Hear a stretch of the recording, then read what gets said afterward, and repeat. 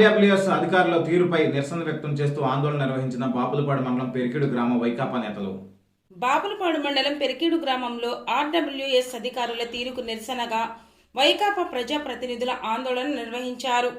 JCB tractor రోడ్డుపై పెట్టి పెడన విసనపేట రహదారిపై రాకపోకలు నిలిపివేసిన వైనం.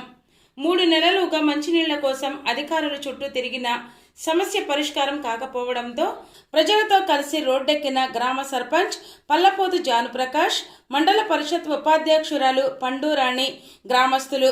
సమాచారం తెలుసుకున్న హనుమాన్ జంక్షన్ పోలీసులు ఎస్ఐ సంఘటన స్థలానికి చేరుకుని ప్రజాప్రతినిధులతో మాట్లాడి ఆందోళన విరమింపచేశారు. నీళ్లు గ్రామానికి